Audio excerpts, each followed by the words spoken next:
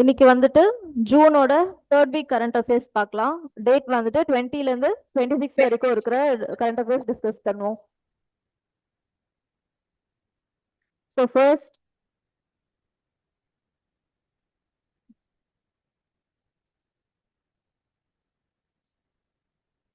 கட்டணமில்லா பேருந்து பயண டோக்கன் மூத்த குடிமக்களுக்கான, அதாவது எல்டர்லி பீப்புளுக்கு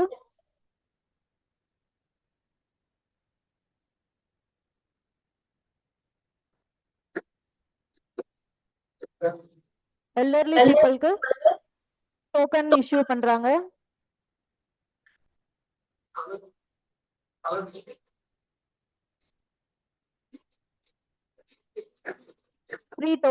ஃப்ரீ பஸ் ரைட்காக, அதாவது ஒரு மாசத்துக்கு 10 டோக்கனுங்கிற மாதிரி 6 மந்த்ஸ்க்கு வந்துட்டு இந்த டோக்கன்ஸ் கொடுக்குறாங்க. ஒரு மாசத்துக்கு 10 டோக்கன்னா 10 free rides per month. 10 free rides per month. So 6 மந்த்ஸ்க்கு 60 ஃப்ரீ ரைட்ஸ்.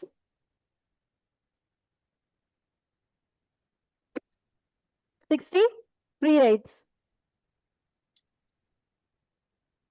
இதுல வந்துட்டு யார் யாரெல்லாம் இந்த ஃப்ரீ ரைட்ஸ் கீழே பெனிஃபிஷியரின்னு பார்த்தோம்னா, இப்போ இது வந்து ஓல்ட் பீப்புளுக்கு.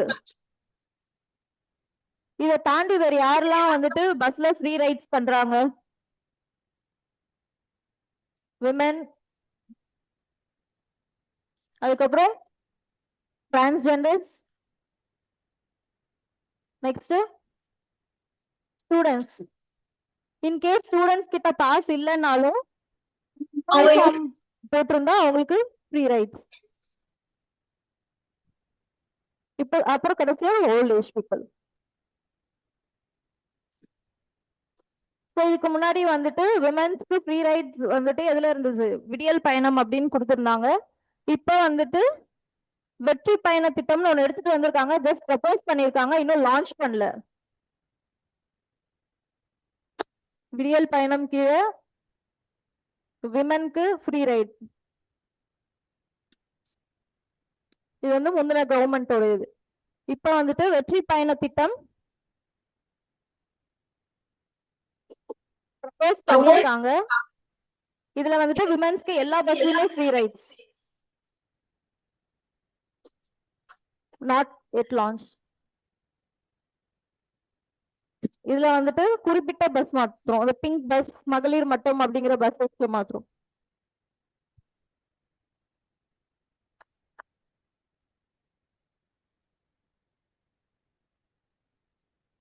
ஸோ இந்த டோக்கன்ஸ் வந்துட்டு ஜூலை 2026 இருந்து டிசம்பர் வரைக்கும் யூஸ் பண்ணிக்கலாம்.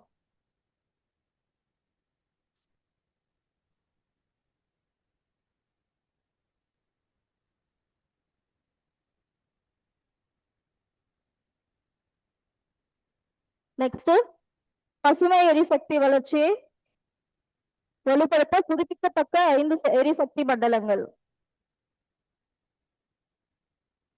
5 நியூ renewable energy zones.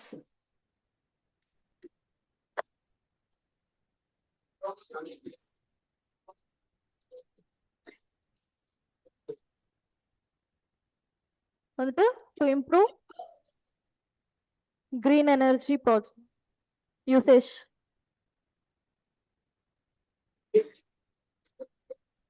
புதுசா 5 ஜோன் வந்துட்டு இன்ட்ரோடியூஸ் பண்ணிருக்காங்க.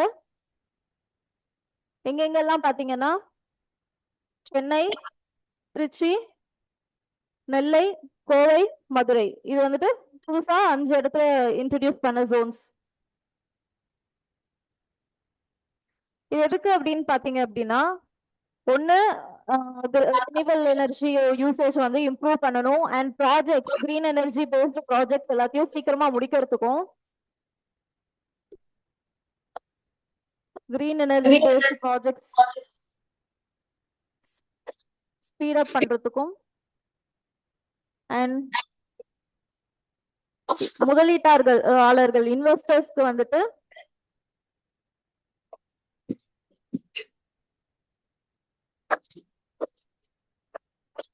and investors and citizens transparent and good கவர்னன்ஸ்க்காக.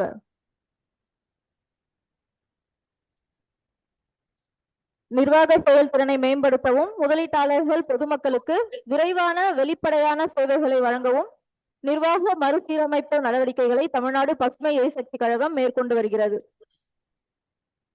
எந்த ஜோன்ஸ்லாம் வந்துட்டு இன்ட்ரோடியூஸ் பண்ணிருக்காங்கன்னா Chennai, Trichy, Nellai, Kovai and Madurai.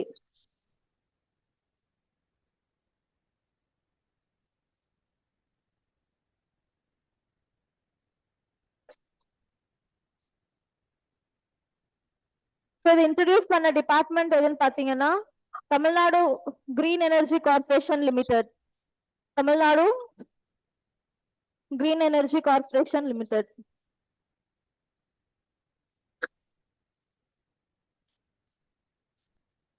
Corporation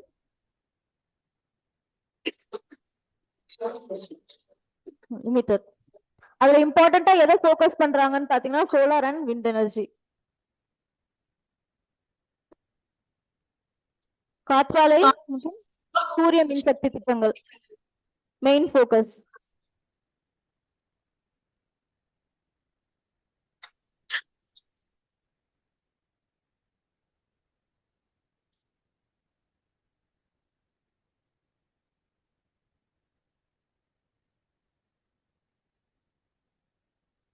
next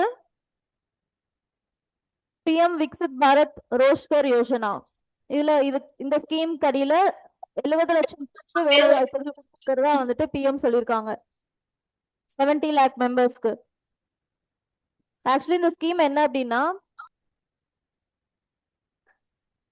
தனியார் நிறுவனங்கள்ல புதுசா வேலைக்கு சேர்ற இளைஞர்களுக்கு 15,000 ரூபாய் மாசம் ஒன் டைம் இன்சென்டிவ்.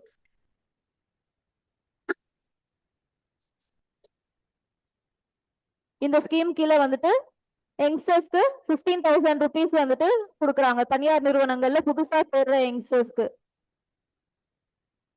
இது போக இந்த ஸ்கீம்ல வந்துட்டு 3,000 rupees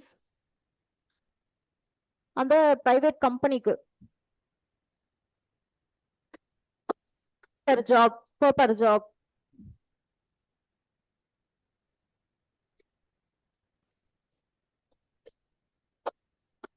இது வந்து for 6 months.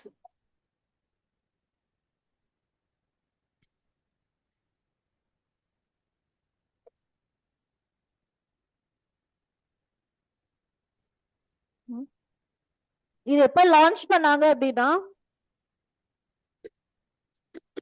August 1, 2025. August 1, 2025 தான் இதை லான்ச் பண்ணாங்க. இப்போ அது கீழே வந்துட்டு மொத்தம் 70 lakhs யங்ஸ்டர்ஸ்க்கு வந்துட்டு ஜாப் ஆஃபர் கிடைச்சிருக்கு. ஸோ இதனோட இம்பார்ட்டன்ட் பில்லர்ஸ் யாருன்னு பாத்தீங்கன்னா இந்த ஸ்கீமுக்கு youth youngsters, next women, poor and farmers. So இவங்களோட லைஃப்ல வந்துட்டு எக்கனாமிக்கலி பொருளாதார அடிப்படையில அதுக்கப்புறம் சோசியலி அவங்களோட வாழ்க்கை திறனை மேம்படுத்துறதுக்கும் அப்புறம் குளோபலி இந்தியா வந்துட்டு ஃபுட் பாஸ்கெட் உணவு களஞ்சியம் மாத்துறதுக்கும் இந்த ஸ்கீம் வந்துட்டு ஹெல்ப்ஃபுல்லா இருக்கும்.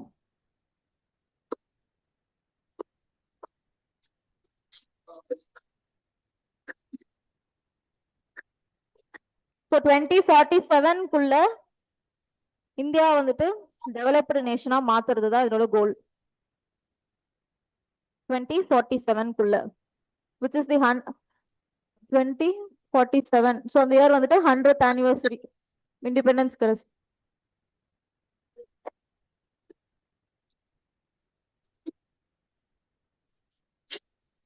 So PM Viksit Bharat Rozgar Yojana August 1, 2025 launch பண்ணிருக்காங்க.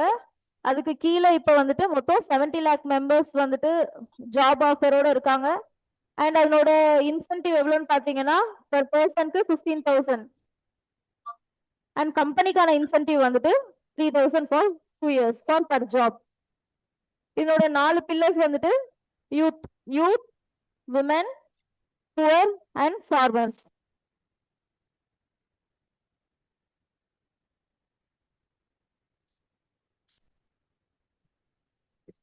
Zero poverty, women empowerment,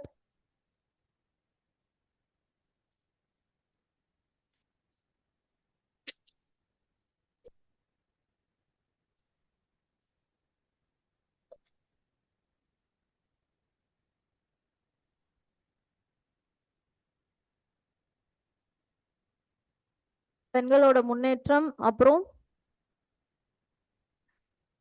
மக்களோட வாழ்வாதார ஸ்டாண்டர்ட் ஆஃப் லிவிங், வாழ்க்கை தரத்தை உயர்த்தவும்.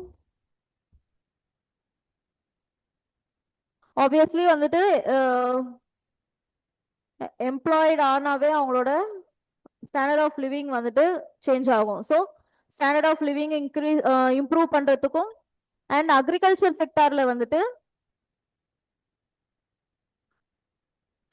இம்ப்ரூவ்மெண்ட் கொண்டு வரதுக்கு டெக்னாலஜி யூஸ் பண்ணி இம்ப்ரூவ்மெண்ட் கொண்டு வரதுக்கு, ஸோ தட் நம்மளது வந்துட்டு ஃபுட் பேஸ்கெட்டா மாறதுக்காக, நம்ம இந்தியா வந்துட்டு ஃபுட் பேஸ்கெட் நேஷனா மாறதுக்காக.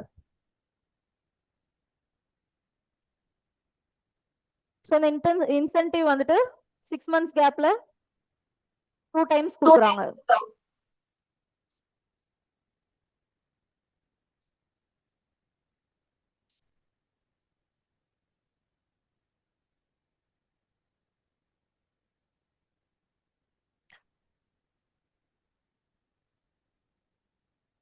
நெக்ஸ்ட் சர்வதேச கடல் சட்ட தீர்ப்பாயம், international tribunal for the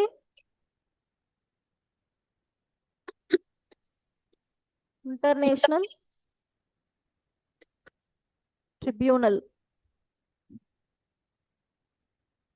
for the law of the C.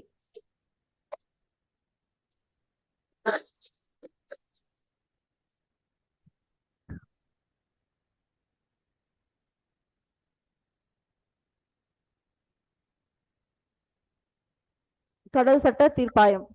So இது ஆக்சுவலி பாத்தீங்கன்னா இந்த இதுல வந்துட்டு 21 ஜட்ஜஸ் இருப்பாங்க.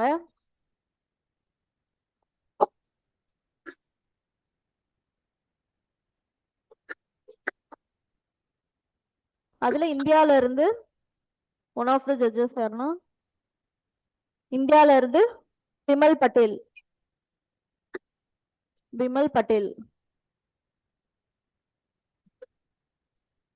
ஸோ இது எதுக்கு அப்படின்னு பாத்தீங்கன்னா, இந்த ட்ரிபியூனல் வந்துட்டு மெரைன் எக்கோசிஸ்டம் அண்ட் என்விரான்மெண்ட் எல்லாத்தையும் வந்து டெவலப் பண்றதுக்காக, ஓஷன் ரிலேட்டட் ப்ராப்ளம்ஸ் எல்லாத்தையுமே வந்துட்டு சால்வ் பண்ணி டெவலப் பண்றதுக்காக இந்த ட்ரிபியூனல் இருக்கு. இதனோட 21 ஜட்ஜஸ்ல ஒன் ஆஃப் த ஜட்ஜஸ் தான் யாரு அப்படின்னா பிமல் பட்டேல், இந்தியாவை சேர்ந்த Bimal Patel.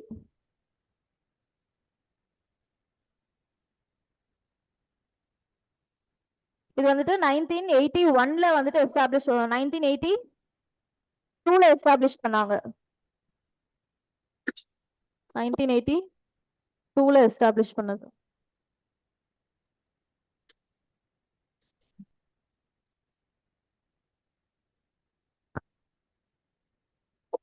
Head quarters Germany. Head quarters வந்துட்டு ஜெர்மனில இருக்கு. ஸோ நம்ம இந்தியாவும் வந்துட்டு இதுல ஒரு மெம்பர் தான். இது வந்து 1980 எஸ்டாப்ளிஷ் பண்ணாங்க. நம்ம இந்தியா வந்துட்டு 1995ல மெம்பர் ஆனாங்க. 1995ல இருந்து இந்தியாவும் வந்துட்டு இந்த ட்ரிபியூனல்ல ஒரு மெம்பர்.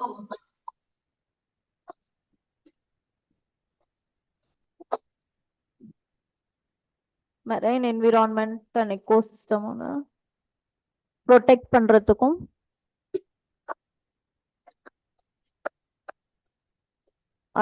இந்த ட்ரிபியூனல் வந்துட்டு ஒர்க் பண்ணுது.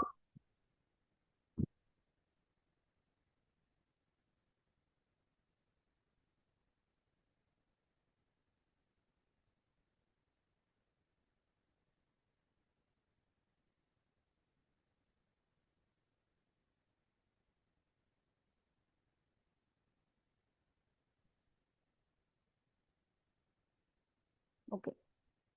Next, awards. Order of the White Double Cross Award. Highest award Slovakia government ஆல நான் சிட்டிசன்ஸ்க்கு கொடுக்கிறது. ஸோ நம்ம பிஎம்க்கு வந்துட்டு இந்த அவார்ட் வந்துட்டு கொடுத்துருக்காங்க. நம்ம பிஎம் உடைய 33rd இன்டர்நேஷனல் அவார்ட் வந்துட்டு என்னதான் Slovakia's highest national award order of the white double cross.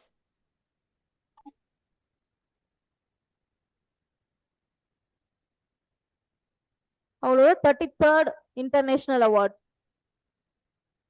இது வந்துட்டு ஸ்லோவாக்கியாவோட நான் சிட்டிசன்ஸ்க்கு கொடுக்கிறது. Highest civilian and military state decoration foreign சிட்டிசன்ஸ்க்கு.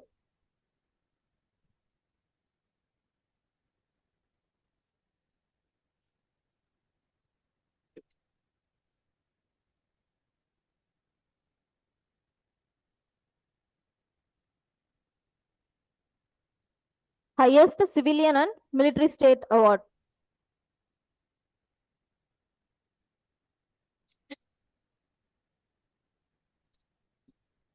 இது வந்துட்டு சிங்கப்பெண் ஸ்கீம் இருந்துச்சு இல்லையா, அவங்களுடைய emergency contact number helpline number 1091. அவசர சூழ்நிலைகளில் விரைந்து சென்று பாதுகாப்பு வழங்குதல், குற்றங்களை தடுக்கும் வகையில் நடவடிக்கை மேற்கொள்ளுதல், இது எல்லாமே தான் அவங்களோட மெயின் கோல். சிங்கப்பெண் உடைய மெயின் கோல். ஸோ 1091ங்கிறது அவங்களோட ஹெல்ப்லைன் நம்பர். இது வந்துட்டு எமர்ஜென்சி நம்பர் 112ஓட இன்டர்கனெக்ட் பண்ணியிருக்காங்க. 112ஓட இன்டர்கனெக்டட். ஸோ இதில் ஒன்றும் இல்லை, இவங்களோட ஹெல்ப்லைன் நம்பர் என்னங்கிறது மட்டும் நோட் பண்ணிக்கிட்டா போதும். நம்ம சிங்கப்பெண் படை பற்றி நம்ம ஆல்ரெடி வந்துட்டு போன கிளாஸஸ்ல பார்த்துருக்கோம். ஸோ இதில் வந்துட்டு அவங்களோட ஹெல்ப்லைன் நம்பர் மட்டும் நோட் பண்ணிக்கிட்டா போதும்.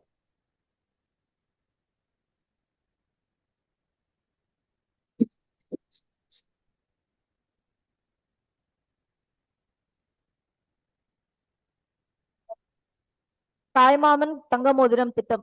இது என்னன்னா கவர்மெண்ட் ஹாஸ்பிட்டல்ல பிறக்கிற குழந்தைகளுக்கு வந்துட்டு 1 கிராம் கோல்ட் ரிங் கொடுக்கறது. ஸோ தாய்மாமன் தங்க மோதிரம் திட்டம் இது எப்பத்துல ஸ்டார்ட் பண்ண போறாங்கன்னா செப்டம்பர் 15 அண்ணாவோட பர்த்டேல இருந்து வந்துட்டு இதை லான்ச் பண்றாங்க. அம்னில இருந்து ஸ்டார்ட் பண்றாங்க.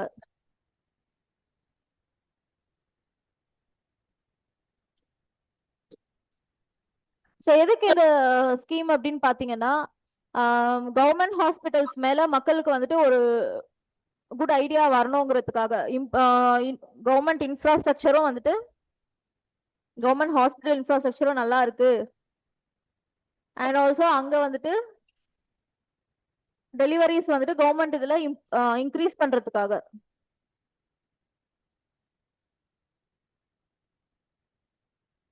இதனோட முக்கிய நோக்கமே வந்துட்டு கவர்மெண்ட் ஹாஸ்பிட்டல் மேல அவங்களுக்கு வந்துட்டு இருக்கிற ஒரு நம்பிக்கையை கொடுக்கறதுக்காக வந்துட்டு இந்த ஸ்கீம் கொண்டு வந்திருக்கிறதா சொல்லியிருக்காங்க.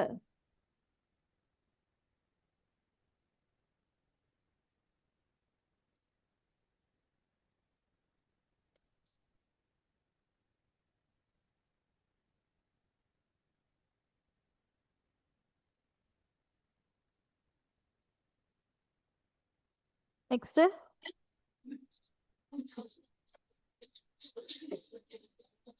இந்தியாவுக்கு அப்பாச்சி ஹெலிகாப்டர்கள் பீரங்கி சாதனங்கள். இது வந்துட்டு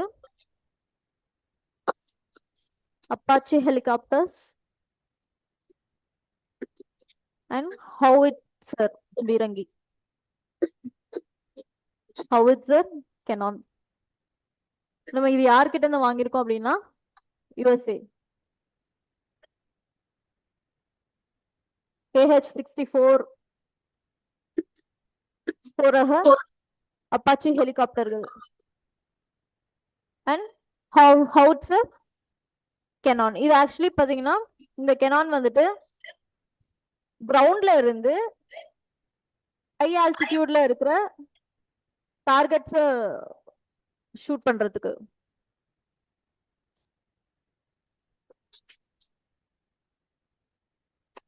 இது வந்துட்டு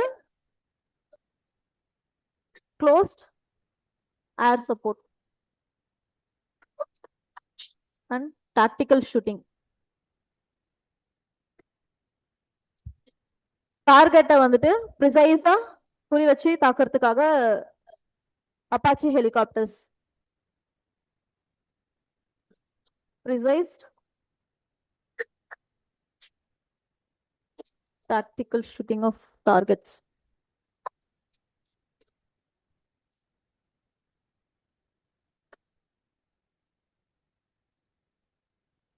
உயரமான மலைப்பகுதியில் உள்ள இலக்குகளை தரையில் இருந்து குண்டு வீசி தாக்குதல் நடத்த பயன்படும் ஹவுட்சர் ரக பீரங்கி.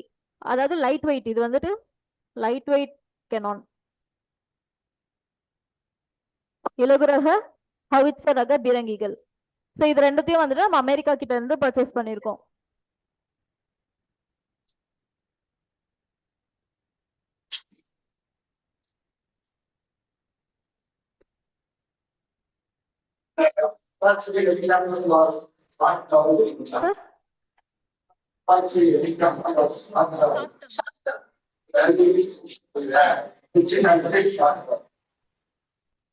No idea, sir. Iran. Okay.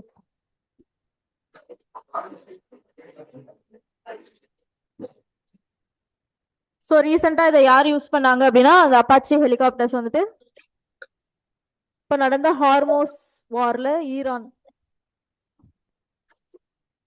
Use பண்ணிருக்காங்க. Shot down.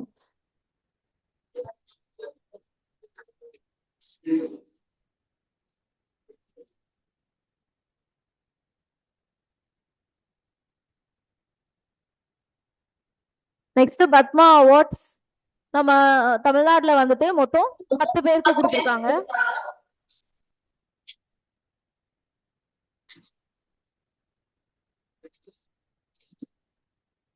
பத்மா அவார்ட்ஸ்ல வந்துட்டு மொத்தம் 3 இருக்கு. ஒன்னு பத்ம விபூஷன், ஃபர்ஸ்ட் வந்துட்டு பத்ம விபூஷன், அப்புறம் பத்ம பூஷன், இதுக்கு அடுத்து அடுத்த ரேங்கிங்ல இருக்கிறது பத்மஸ்ரீ அவார்ட்ஸ். ஸோ இது வந்து செகண்ட், தேர்ட், ஃபோர்த். ஃபர்ஸ்ட் வந்து பாரத் ரத்னா, ஹையஸ்ட் அவார்ட் வந்துட்டு பாரத் ரத்னா. ஸோ நம்ம தமிழ்நாட்டில் வந்துட்டு மொத்தம் 10 பேருக்கு வந்துட்டு இந்த அவார்ட்ஸ் கொடுத்துருக்காங்க.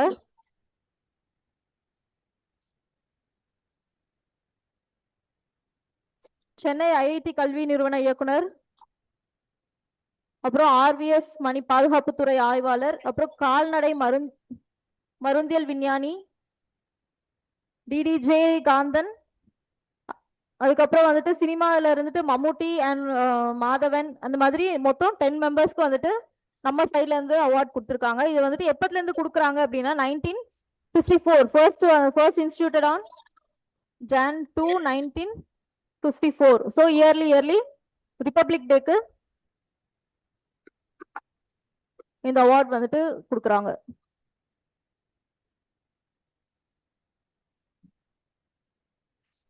ஃபர்ஸ்ட் வந்துட்டு விபூஷன் இஸ் ஃபர்ஸ்ட் ரேங்கிங், அதுக்கு கீழே செகண்ட் ரேங்கிங்ல வந்துட்டு Bhushan and third Padmashri award. இது வந்து பத்மா அவார்ட்ஸ்ல ரேங்கிங். டோட்டலா பாத்தீங்கன்னா ஃபர்ஸ்ட் ஹையஸ்ட் அவார்ட் வந்துட்டு பாரத் ரத்னா.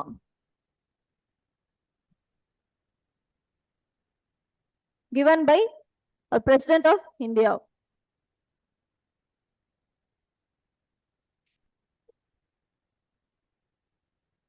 என்னென்ன ஃபீல்ட்ஸ்லாம் யார் யாருக்கெல்லாம் அப்படின்னு பாத்தீங்கன்னா இன்க்ளூட்ஸ் எஜுகேஷன், ஆர்ட்ஸ் சம்பந்தமா, அதுக்கப்புறம் வந்துட்டு social service, sports etcetera.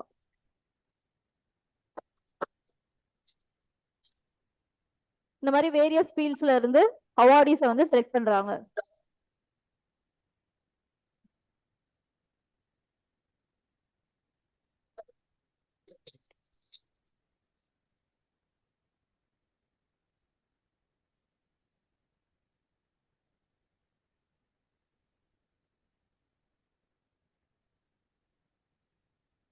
Next முன்னணி உள்கட்டமைப்பு துறை வளர்ச்சி சரிவு. ஸோ ஆக்சுவலி நம்ம எக்கனாமில வந்துட்டு 8 கோர் இண்டஸ்ட்ரீஸ் இருக்கு. மொத்தம் 8 கோர் இண்டஸ்ட்ரீஸ் இருக்கு. 8 கோர் இண்டஸ்ட்ரீஸ்.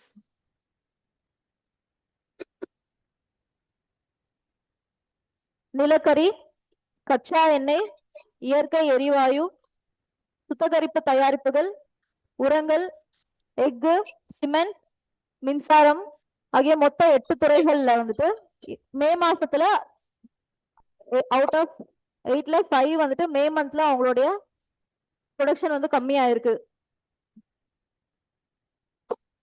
மே மந்த்ல அவங்க வந்துட்டு ப்ரொடக்ஷன் வந்து கம்மியா இருக்கு அப்படின்னு சொல்றாங்க. ஸோ ஒட்டு மொத்தமா இந்த 8 கோர் இண்டஸ்ட்ரீஸோட பர்சன்டேஜ் வந்துட்டு 40.27 அவங்களோட கான்ட்ரிபியூஷன். இந்த 8 துறையோட கான்ட்ரிபியூஷன் வந்துட்டு 40.27% டோட்டலி. அதுல இப்போ 5 துறையில இருந்து பின்னடைவை சந்திச்சிருக்கு அப்படின்னு சொல்றாங்க.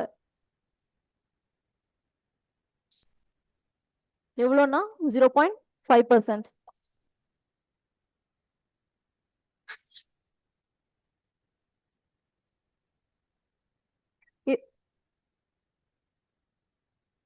இந்த பர்சன்டேஜ் வந்துட்டு ரிலீஸ் பண்ற இண்டெக்ஸ் பேர் வந்து index of industrial production. Index of industrial production அவங்களோட இண்டஸ்ட்ரியல் ப்ரொடக்ஷன். இவங்க தான் வந்துட்டு இது வந்துட்டு என்னன்னா அவங்களோட ப்ரொடக்ஷன் அவுட்புட்டை வந்துட்டு கால்குலேட் பண்றது.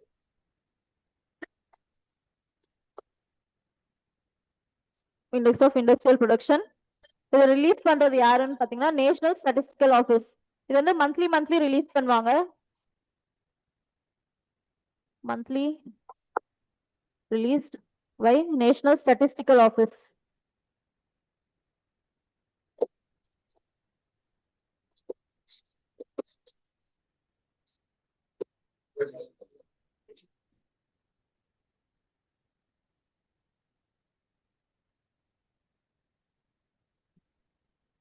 ஸோ இதுல என்ன நீங்க முக்கியமா ஞாபகம் வச்சுக்கணும்னா நம்மளோட கோர் இண்டஸ்ட்ரீஸ் 8 கோர் இண்டஸ்ட்ரீஸோட நேம்ஸும் எக்கனாமில அவங்களோட கான்ட்ரிபியூஷன் மட்டும் நீங்க ஞாபகம் வச்சுக்கிட்டா போதும்.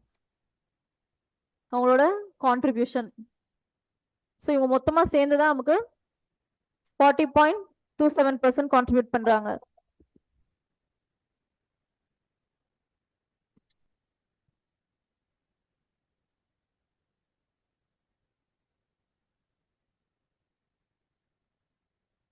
தொழில்துறை உற்பத்தி வளர்ச்சி குறியீடு. தொழில்துறை உற்பத்தி வளர்ச்சி குறியீடு அதான் index of industrial production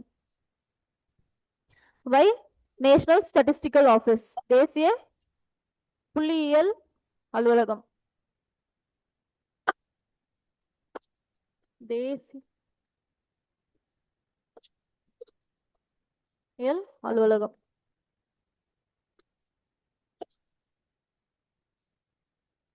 released monthly.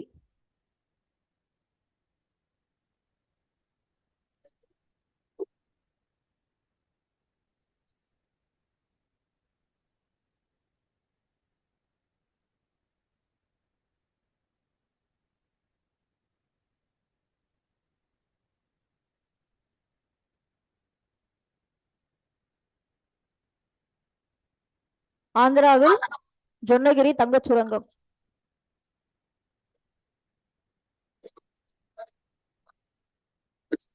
ஜொன்னகிரி gold mine. First private gold mine.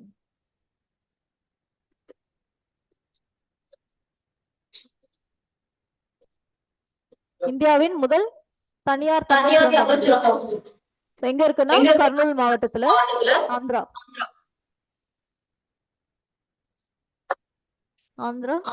Andhra Pradesh, Kurnool district. இதை இப்பதான் வந்துட்டு ஓபன் பண்ணிருக்காங்க. ஸோ இதுல பாத்தீங்கன்னா இவங்களோட டார்கெட் வந்துட்டு 110 பர் இயர், இதுதான் அவங்களோட டார்கெட். ஆனா இப்போ வந்துட்டு ஸ்டார்ட் பண்றது எவ்வளவுல இருந்தா 40 கேஜிஸ்ல இருந்து அதுக்கப்புறம் வந்துட்டு 1 டன்க்கு வந்துட்டு அவங்களோட அவுட்புட்டை இன்க்ரீஸ் பண்ணுவாங்க. ஸோ ஆரம்பத்துல 400 கிலோ வந்து தொடங்கி போக போக 1000 கிலோவுக்கு வரும் அப்படின்னு அந்த ஸ்டேட்டோட சிஎம் வந்துட்டு சொல்லியிருக்காங்க. இப்போதைக்கு அதுல பாத்தீங்கன்னா மொத்தம் 800 ஸ்டாஃப் இருக்காங்க அண்ட் லேட்டர் வந்து ஸ்டாஃபோட நம்பர்ஸ் வந்து இன்க்ரீஸ் ஆகும்.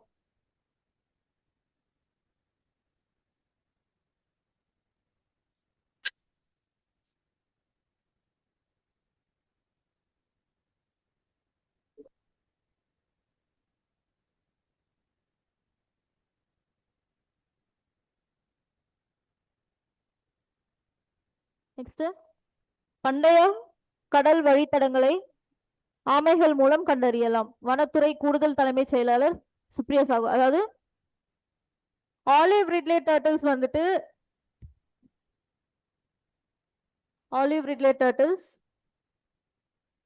கரைக்கு வந்து முட்டை வைக்க வரும்போது அதுல வந்துட்டு என்ன பண்றாங்கன்னா செயற்கைக்கோள் டிராக்கர்ஸ்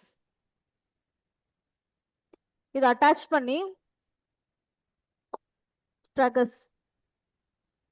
அட்டாச் பண்ணி அதனுடைய வழித்தடங்கள் பாத், அதனோட மெரைன் பாத் என்னவா இருக்கு அப்படிங்கறத கண்டுபிடிக்கிறாங்க. மெரைன் பாத் அதாவது அது நெக்ஸ்ட் இங்க எக் வச்சிட்டதுக்கு அப்புறம் எந்த வழியா போகுது, எங்க போகுது, அண்ட் அதனோட ஃபுட் வந்துட்டு அதுக்கு எங்க அதிகமா கிடைக்குது, அண்ட் மற்ற மெரைன் அனிமல்ஸோடைய மைக்ரேஷன் பாத் என்னவா இருக்கு, இந்த மாதிரியான விஷயங்கள் எல்லாமே வந்துட்டு கண்டுபிடிக்கிறதுக்காக இந்த டிராக்கர்ஸ் வந்துட்டு இதுல ஆலிவ் ரிட்லே டர்ட்டில்ஸ் மேல பொருத்திருக்காங்க.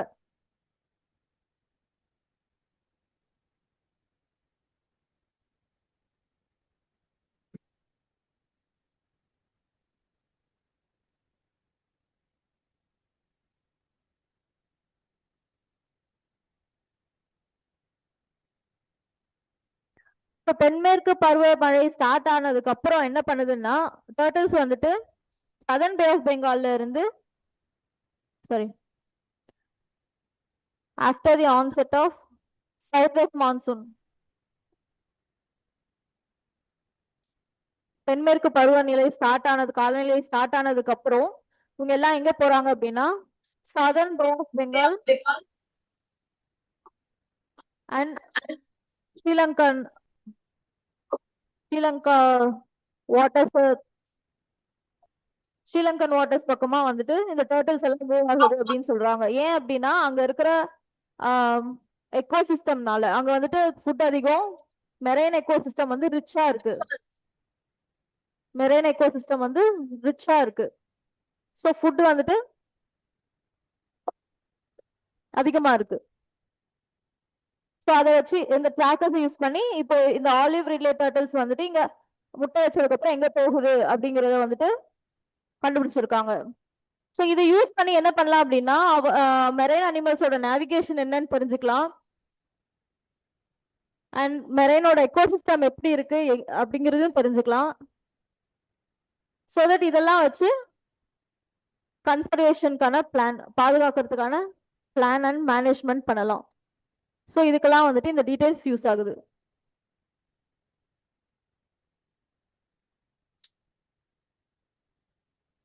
அதிசய உயிரினங்கள் கடலின் தன்மை மற்றும் நீரோட்டங்களை எவ்வாறு உணர்ந்து செல்கின்றன அண்ட் வெவ்வேறு கடல்சார் சூழலியல் அமைப்புகளுக்கு இடையே அவை ஏற்படுத்தும் தொடர்புகளையும் ஆய்வு செய்ய உதவுகிறது.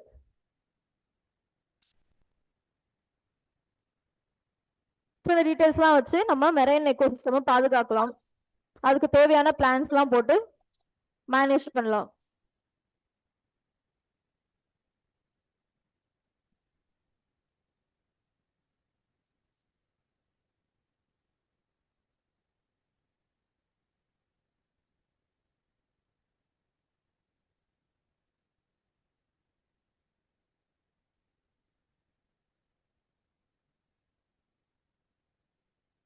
ஸோ ரீசெண்டா வந்துட்டு 300 புதிய பேருந்துகள் வந்துட்டு லான்ச் பண்ணாங்க.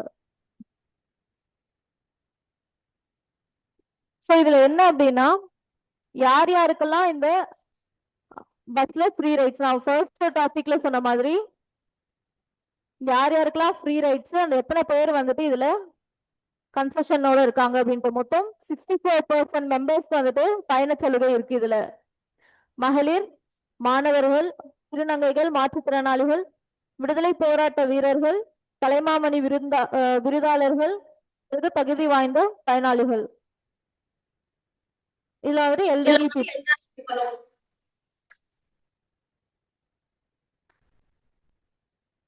இவங்களெல்லாம் சேர்த்து மொத்தம் 64% மெம்பர்ஸ்க்கு வந்துட்டு இதுல கன்செஷன் இருக்கு. அதுல ஃப்ரீ டிராவல்ஸ்.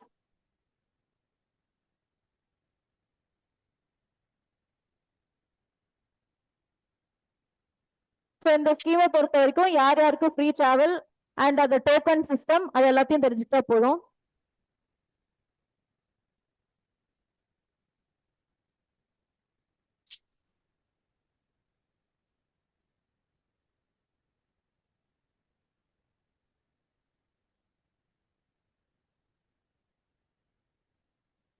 Venezuela earthquake.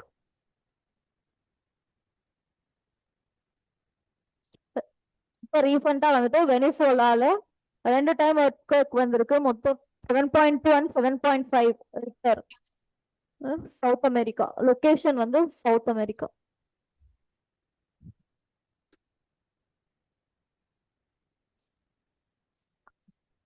இது என்ன அப்படின்னா இந்த earthquake வந்திருக்கு, இதுக்கு நம்ம இந்தியால இருந்து என்ன மாதிரியான ஹெல்ப்லாம் ப்ரொவைட் பண்றாங்க, அந்த ஆபரேஷன் பேர் என்ன, என்னென்ன ஹெல்ப் அது மூலமா வந்துட்டு கொடுத்துருக்காங்க அப்படிங்கிறது தான் நியூஸ். சோ நம்ம இந்தியால இருந்து வந்துட்டு ஆபரேஷன் அமிஸ்டாட்,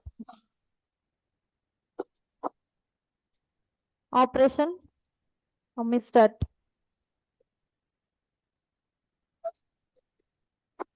இது மூலமா நம்ம என்ன பண்ணிருக்கோம் அப்படின்னா அவங்களுக்கு மெடிசன், ஃபுட், மற்ற எல்லா ஐட்டம்ஸும் வந்துட்டு நம்ம இந்தியால இருந்து அவங்களுக்கு போயிருக்கு.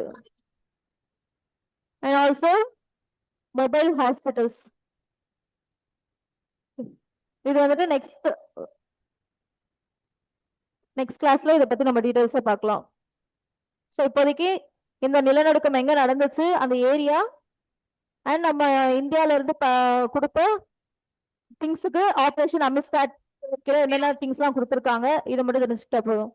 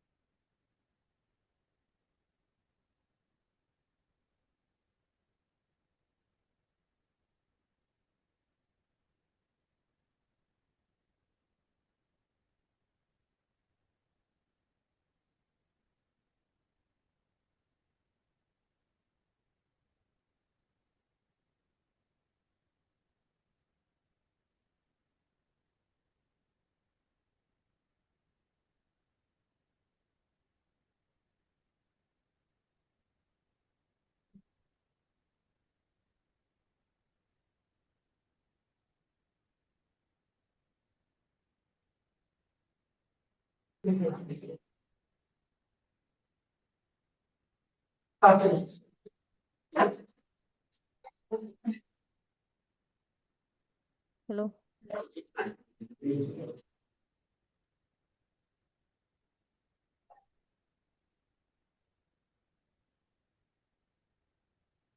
ஸோ நெக்ஸ்ட்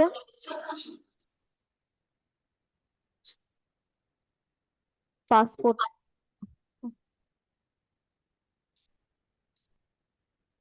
கடவுச்சீட்டு ஒருபோதும் குடியுரிமை ஆவணமாக கருதப்படவில்லை. அதாவது பாஸ்போர்ட்மே வந்துட்டு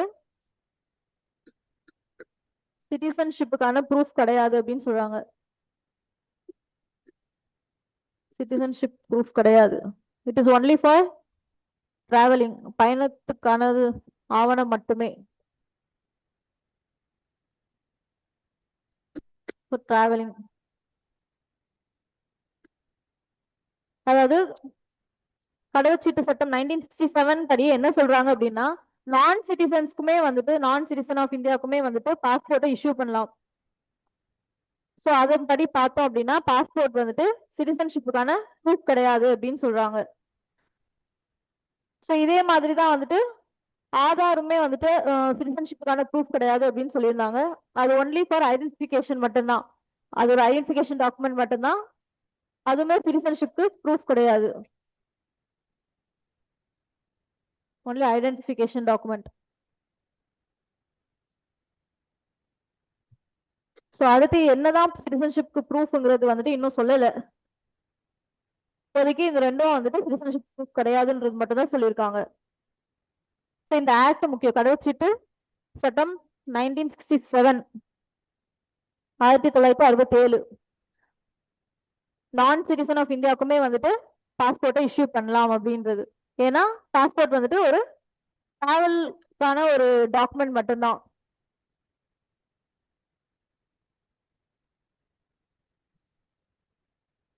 இதே தான் வந்துட்டு 2013லயுமே வந்து மும்பை ஹைகோர்ட் வந்து சொல்லியிருப்பாங்க.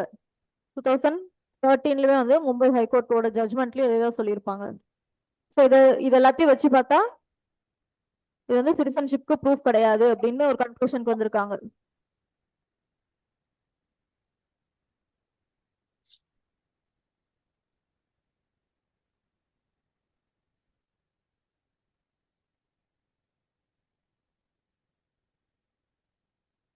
நெக்ஸ்ட் பாதசாரிகளின் அடிப்படை உரிமை நடைபாதைகள், pedestrians.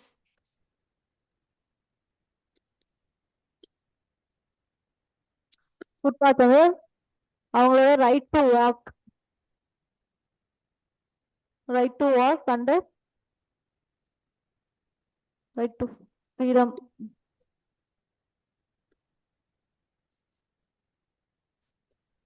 Article 21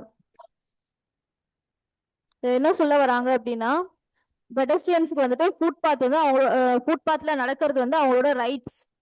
like right to ஃப்ரீடம்ல வந்துட்டு நமக்கு எப்படி ரைட் டு ஸ்பீச், அப்புறம் ப்ரொட்டஸ்ட் அந்த மாதிரி எல்லாம் இருக்கோ, அந்த மாதிரி ரைட் டு வாக் வந்துட்டு அவங்களோட ஃப்ரீடம் அப்படின்னு சொல்லி சொல்றாங்க. இது ஏன் அப்படின்னா, இது என்ன கேஸ் கீழே இருக்கு அப்படின்னா, மணியார் இல்லியார் ஷாய் கிரியாஸ் வெர்சஸ் ஐயப்பன்.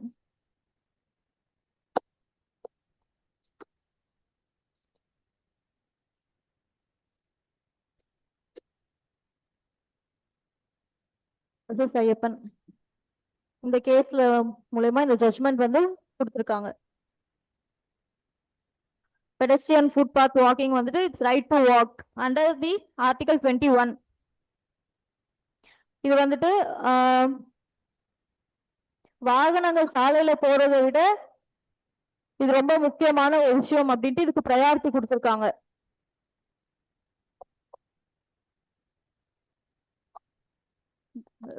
வெஹிக்கிள்ஸ் சாலைகளில் வரையறுக்கப்பட்ட நடைபாதைகளில் நடப்பது பாதசாரிகளின் அடிப்படை உரிமை எனவும் வாகனங்களின் சாலை பயன்பாட்டை விட இது முக்கியத்துவம் வாய்ந்தது எனவும் உச்ச நீதிமன்றம் வழங்கியிருக்கும் தீர்ப்பு அண்டர் தி இந்த கேஸ். இதுல பாத்தீங்க அப்படின்னா மோட்டார் வெஹிக்கல் ஆக்ட்னு ஒண்ணு இருக்கு. Motor vehicle act 1988. ஸோ இதுவுமே வந்துட்டு பெடஸ்ட்ரியன்ஸ்க்கான அதாவது பாதசாரிகளுக்கான எந்த ஒரு கைட்லைன்ஸுமே இல்லை. Only for vehicles. அவங்களுக்கு மட்டுமே வந்துட்டு அவங்களுக்கான கைட்லைன்ஸ் மட்டுமே இதுல இருக்கு. அண்ட் இது வந்துட்டு பெடஸ்ட்ரியன்ஸ்க்கான கைட்லைன்ஸ் எதுவுமே கொடுக்கல அப்படிங்கிறதுனால இப்ப வந்துட்டு இந்த கேஸ் மூலமா அவங்க இதை ரைட் டு ஃப்ரீடம் கீழே கொண்டு வந்திருக்காங்க.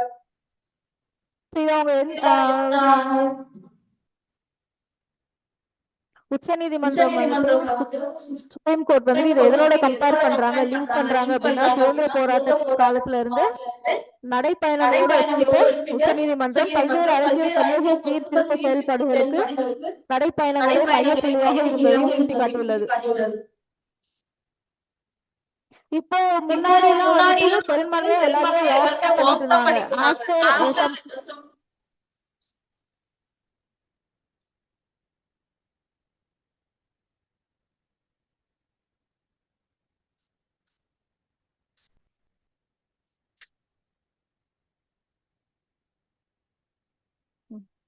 எக்கனாமிக்கல் ஸ்டேட்டஸ் இம்ப்ரூவ் ஆனதுக்கு அப்புறமும் நிறைய சீப்பான வெஹிக்கல்ஸ் மார்க்கெட்ல வந்ததுக்கு அப்புறம் தான் வந்துட்டு நிறைய வண்டிங்க வர ஆரம்பிச்சது. அதுக்கு முன்னாடி வரைக்குமே எல்லாருமே வாக் தான் பண்ணிட்டு இருந்தாங்க. அண்ட் ஆல்சோ இப்ப வந்துட்டு நம்ம பெடஸ்ட்ரியன் அப்படின்றத தாண்டி, பெடஸ்ட்ரியன் ஃபுட்பாத்ன்றதை தாண்டி எல்லாருமே என்ன பண்றாங்க, shop owners, road side push carts, தள்ளு வண்டி வச்சிருக்கவங்க, இந்த மாதிரியான ஷாப் ஓனர்ஸ், அப்புறம் ஹவுசஸ், இது எல்லாமே என்ன பண்ண ஆரம்பிச்சிருச்சு, ஃபுட்பாத்தை வந்துட்டு ஆக்குபை பண்ண ஆரம்பிச்சதுனால அவங்களுக்கு வந்து நடக்கிறதுக்கு கூட இடம் இல்லாத மாதிரி இருக்கு அப்படின்னு சொல்றாங்க.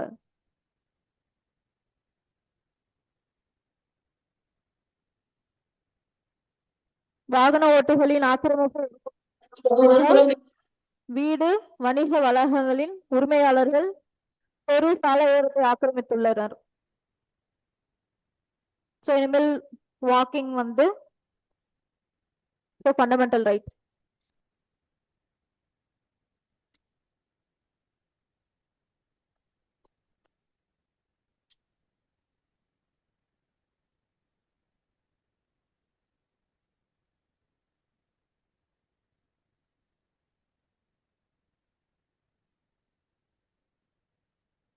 இதுல டேட்டா என்ன சொல்றாங்க அப்படின்னா 2015ல இருந்து 2024 வரைக்கும் பாத்தீங்கன்னா ரோட்ல வெஹிக்கல்ஸ் ஆக்சிடென்ட்டை விட இந்த பெடஸ்ட்ரியன் பாதசாரிகளோட ஆக்சிடென்ட்ல டெத் தான் வந்து ரொம்ப ஜாஸ்தி, 163%.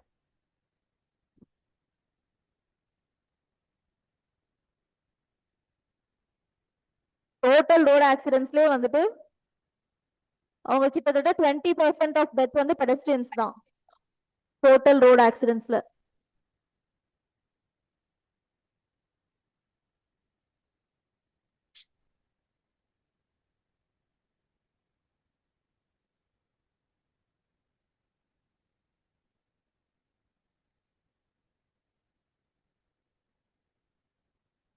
G8 tag, Tripuras, Sarinda, இது வந்து ஒரு மியூசிக்கல் இன்ஸ்ட்ருமெண்ட்.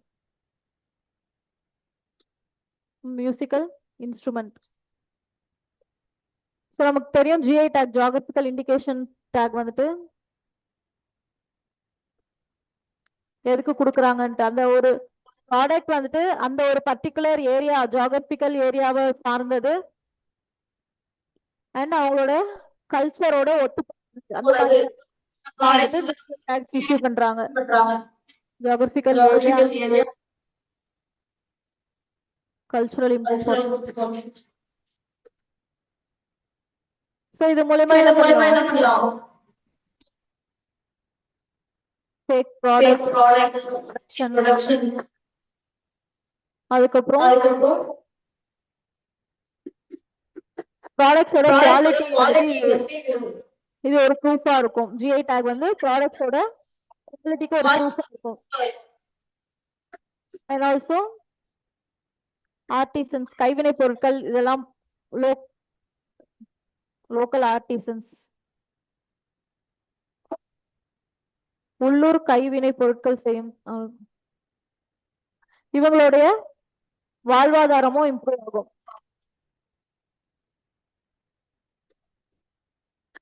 ஸோ இதெல்லாமே வந்துட்டு இந்த ஜிஐ டேக் மூலமா அச்சீவ் ஆகும். ஸோ இப்போ வரைக்கும் பாத்தீங்கன்னா மொத்தமா எத்தனை ஜிஐ டேக்ஸ் இஷ்யூ பண்ணிருக்காங்க? டோட்டலி 650+ ஜிஐ டேக்ஸ் இது வரைக்கும் இஷ்யூ பண்ணிருக்காங்க இந்தியால. இதுல அதிகமா வந்துட்டு 650+, இதுல அதிகமா வந்துட்டு உத்தரப்பிரதேஷ் ஃபர்ஸ்ட் பிளேஸ்ல இருக்கு with more number of GI tags. Tamil Nadu second, third வந்துட்டு கர்நாடகா.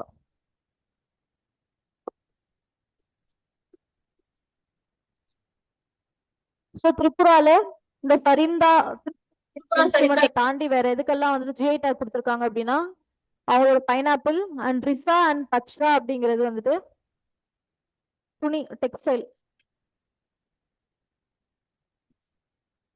அண்ட் மத்தபரி பெடா, இந்த மூணுத்துக்கும் வந்துட்டு ஜிஐ டேக் இஷ்யூ பண்ணிருக்காங்க.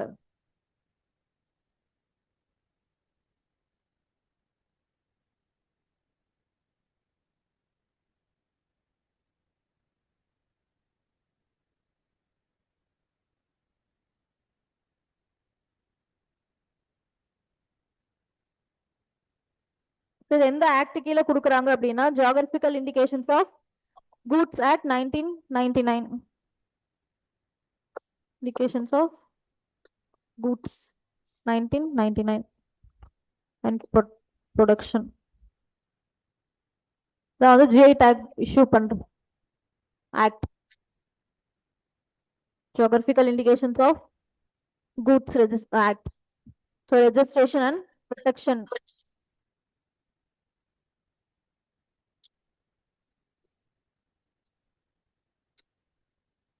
Registration and protection.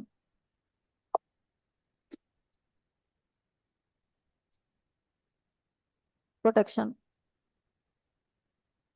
So இது வந்து ரீசெண்டா இஷ்யூ பண்ணிருக்காங்க.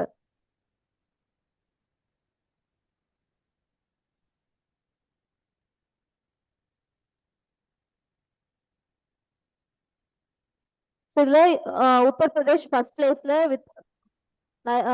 with around 79 GI tags. 79 ப்ராடக்ட்ஸ்க்கு உத்தரப்பிரதேஷ்ல GI tag கொடுத்திருக்காங்க. தமிழ்நாடு வந்துட்டு second place, Karnataka third place.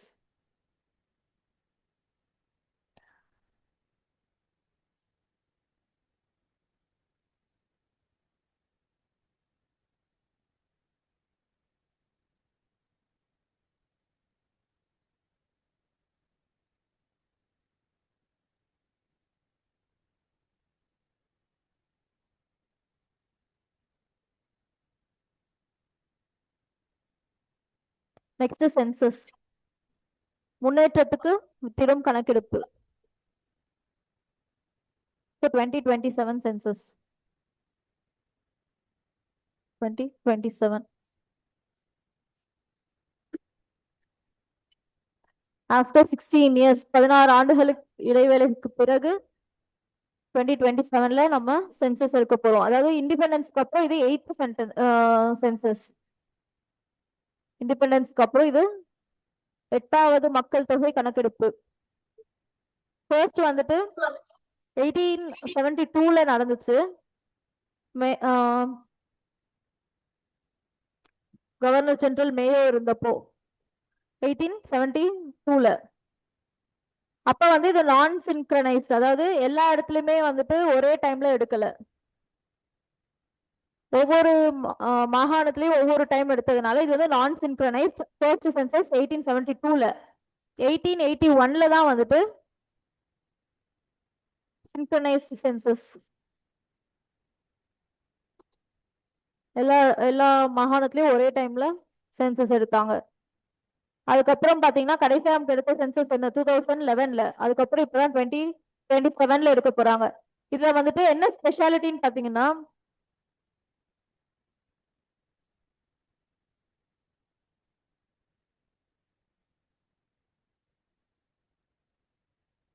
Mascot சின்னங்கள் ரெண்டு வந்துட்டு சென்சஸ்க்காகவே 2 மாஸ்கட்டை வந்துட்டு ஸ்பெஷலா டிசைன் பண்ணிருக்காங்க. ஒன்னு ஃபீமேலுக்கு, ஒன்னு மேலுக்கு.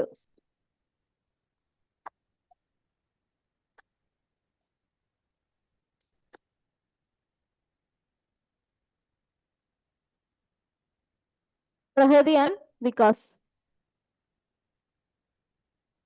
Vikas for male and Pragati for female. இது வந்துட்டு லோகோ மாஸ்கட் இந்த சென்சஸ்க்கு.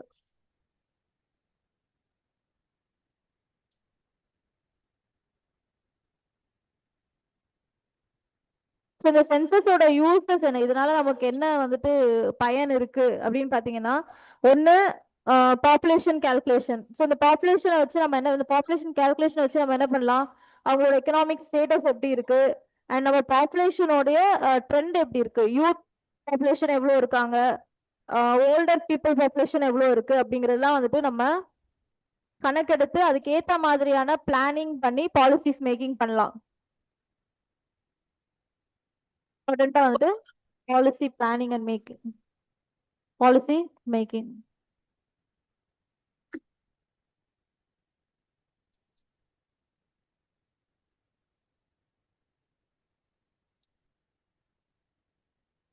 ஸோ லாஸ்ட் சென்சஸ் வந்து 2011 2021ல வந்துட்டு நம்ம எடுக்கல due to Covid.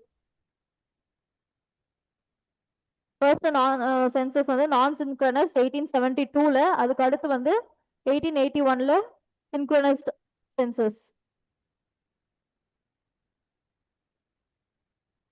So census பாத்தீங்கன்னா இது வந்துட்டு ஆக்சுவலி சென்டர் சப்ஜெக்ட், அதாவது யூனியன் சப்ஜெக்ட். ஸோ நம்ம ஸ்டேட்ல இருந்து என்ன பண்ணுவாங்க, சப்போர்ட் வந்து ப்ரொவைட் பண்ணுவாங்க. சென்சஸ் வந்து யூனியன் சப்ஜெக்ட், ஆனா ஸ்டேட் வந்துட்டு தேவையான சப்போர்ட்டை வந்து ப்ரொவைட் பண்ணுவாங்க, லைக் எம்ப்ளாயீஸ் அந்த மாதிரி.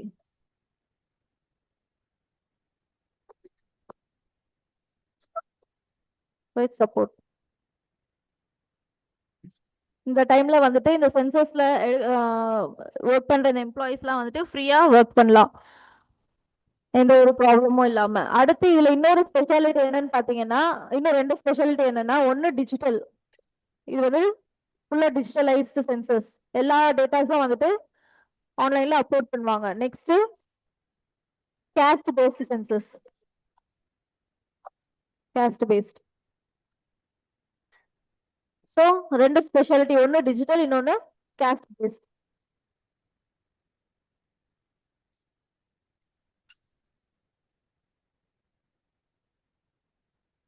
மொத்தம் 2 ஸ்டேஜஸ்ல நடக்கும்.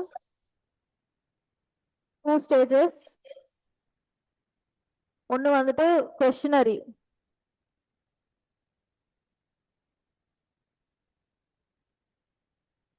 ஹவுஸ் ஹோல்ட் ரிலேட்டட் கொஸ்டினரிஸ், அதாவது ஹவுஸ் ஹோல்ட் எப்படி இருக்கு, அவங்களோட அம்யூனிட்டிஸ் எப்படி இருக்கு, வசதிகள் எப்படி இருக்கு, அசெட்ஸ் அவங்க சொத்து விவரங்கள், இந்த மாதிரியான விஷயங்கள் எல்லாம் ஃபர்ஸ்ட் ஸ்டேஜ்ல கவர் பண்ணுவாங்க. செகண்ட் ஸ்டேஜ்ல வந்துட்டு இண்டிவிஜுவல் சென்சஸ், அவங்க இண்டிவிஜுவல் டீடைல்ஸ் கவர் ஆகும். அவங்களோட இன்கம் ஸ்டேட்டஸ் என்ன, age etcetera,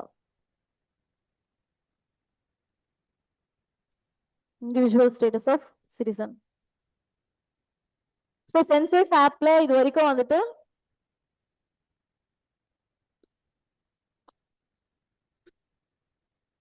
around 70 lakhs people வந்துட்டு ரெஜிஸ்டர் பண்ணிருக்காங்க.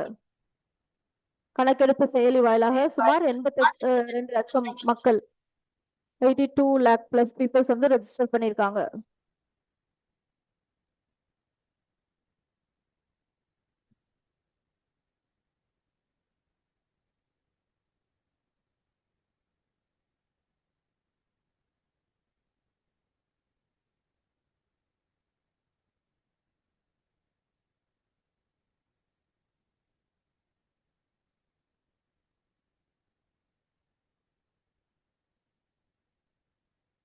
Census is conducted under Census Act 1948, மக்கள் தொகை கணக்கெடுப்பு சட்டம்.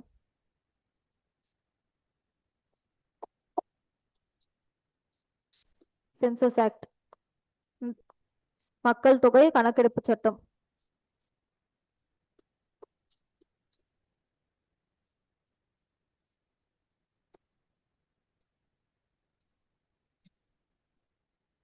ஸோ இந்த ஆக்ட் கீழே நம்மளோட டீடைல்ஸ் எல்லாமே வந்துட்டு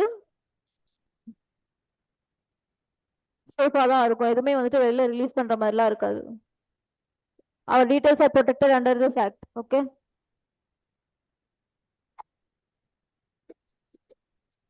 So protected.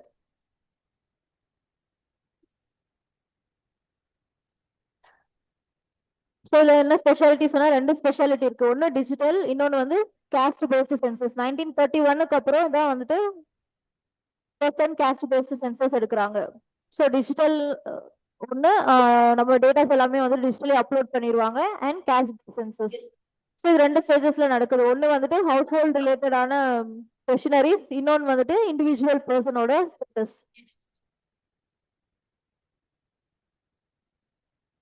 இதுக்கு ரெண்டு மேஸ்காட்ஸ் இருக்கு. ஒன்னு விகாஸ் ஃபார் மேல், இன்னொன்னு பிரகதி ஃபார் ஃபீமேல்.